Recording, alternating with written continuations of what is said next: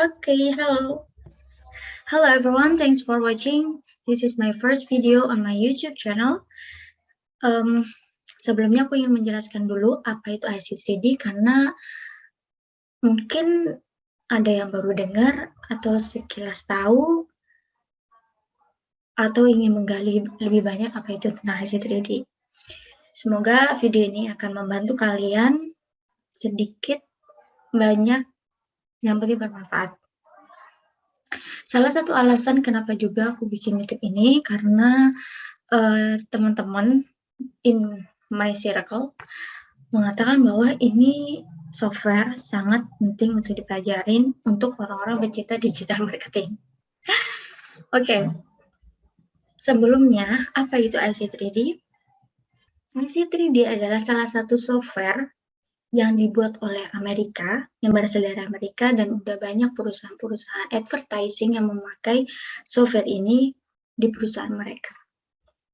Software ini berisi tentang beberapa modeling atau mockup yang mereka gunakan untuk produk-produk yang akan mereka ciptakan atau mungkin sebagai pemasaran atau pengiklanan. Dan di dalam software ini tidak hanya dalam satu produk atau jenis produk, tapi banyak banget produk-produk prototype yang ada di software ini akan membantu untuk memaksimalkan pengiklanan atau sebagai digital marketing, sebagai presentasi yang akan dipresentasikan untuk beberapa investor dan sebagai bahan tayang gitu. IC3D itu berisi tentang beberapa komponen produk packaging seperti botol parfum, box, pouch, atau beberapa seperti bungkus-bungkus produk yang lain. Jadi ketika kalian mau membuat suatu produk, bisa dibilang parfum lah ya. Parfum pun ada beberapa bahan material seperti gelas, atau bahan dari plastik, atau bahannya doff atau transparan, itu semuanya ada di IC3D. Kenapa IC3D ini dibuat? Untuk membuat suatu produk itu banyak sekali prosesnya dan panjang dan membutuhkan waktu dan juga biaya. Dan IC3D ini hadir untuk mempermudah semuanya, baik itu waktu, biaya, maupun keperluan-keperluan yang ada di zaman sekarang. Apa yang menjadi benefit untuk kita untuk bisa belajar ini? Oke, mungkin aku akan ngasih gambaran ya, bagaimana cara main suatu digital marketing di bidang 3D. Ketika kita membuat suatu produk, bisa dibilang kita tentang parfum ya. Parfum itu kan butuh namanya botol. Dan botol, kalau kita membuat suatu produk atau brand sendiri, kita akan harus mendesain bagaimana membentuk botol itu.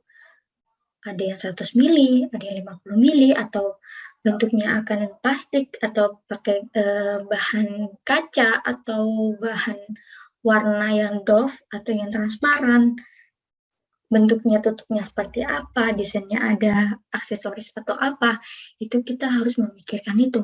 Sedangkan untuk membuat opsi antara satu opsi ke opsi yang lain, ke desain satu, ke desain yang lain, itu butuh waktu dan biaya. Contoh, ketika kita ingin membentuk botol itu bulat, kemudian spraynya seperti apa, kita harus mendesain dulu, mensketsa dulu, kemudian kita dibawa ke bagian yang membuat, ya kan? Sedangkan membuat satu itu sangat amat mahal, so kita harus beli banyak. Kita tahu kan, ada standar pembelian untuk desain tertentu. Kemudian ketika kita sudah mendapatkan itu, misalkan itu dananya bisa 10 juta ke atas ya, itu nanti kita lihat ternyata nggak cocok. ternyata kurang apa, kurang A, kurang B, apalagi dalam suatu perusahaan besar selalu ada acuan atau kepala-kepala yang lain yang setuju atau enggak, sehingga itu akan membuang biaya lagi, sehingga ada perubahan bentuk atau perubahan style, milih segala macam, sehingga itu harus membuangnya, kemudian kita membuat lagi dan terus menerus, sehingga itu membutuhkan biaya dan final produk belum jalan udah banyak biaya yang keluar. Dan di software ini sangat membantu untuk menjadikan solusi itu tadi, kita membuat dalam digital, kita bisa merender, kita bisa membentuk bentuknya sesuai dengan material yang kita inginkan, dengan desain yang kita inginkan, kita bisa memutarnya, kita bisa membentuknya, kita bisa memecah belah dia, kita bisa membuatkan animasinya, bisa membuat efek-efek cahaya, sehingga ketika dipresentasikan tampak nyata dan mudah dimengerti. Begitu. Oke, ini botol. Yang kedua, tentang mock-up seperti box. Kita tahu bahwa di Indonesia ini kan banyak banget produk-produk yang muncul, entah skincare, entah botol yang dimasukkan ke box, cuman untuk bisa mendapatkan produk-produk atau membuat box itu kan sangat butuh waktu, sehingga orang mau yang simpel-simpel aja gitu, karena melihat biayanya juga lumayan.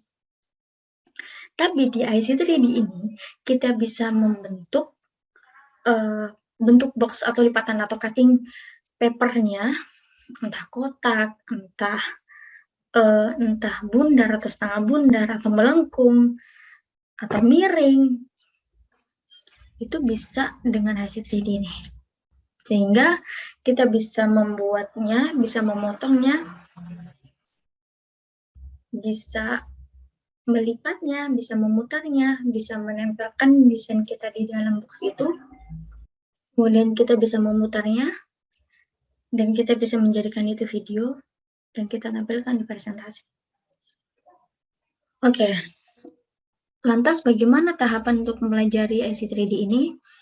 Untuk pertama, karena ini masih jarang muncul di YouTube, karena aku cari-cari beberapa riset juga, masih hanya beberapa aja video yang menjelaskan tentang IC3D, dan kebanyakan juga dari officialnya sendiri, dalam bahasa Inggris juga, sehingga aku membuat YouTube ini semoga sedikit membantu meskipun tidak terlalu detail.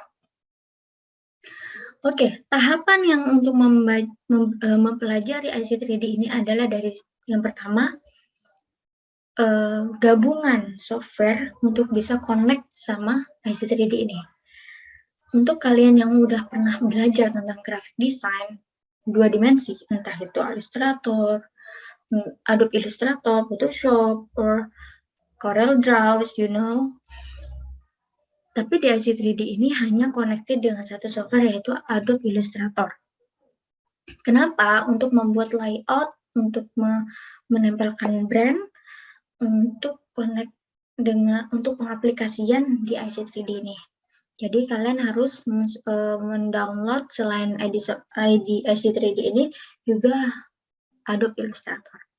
Tapi nanti ketika kalian mendesain brand atau mendesain grafik desainnya, kalian bisa menggabungkan beberapa software yang kalian bisa, nanti kalian aplikasikan di AI, kemudian ditempel di situ, sehingga nanti kebaca di IC3D-nya, gitu. Terus, selain itu apa sih, gitu?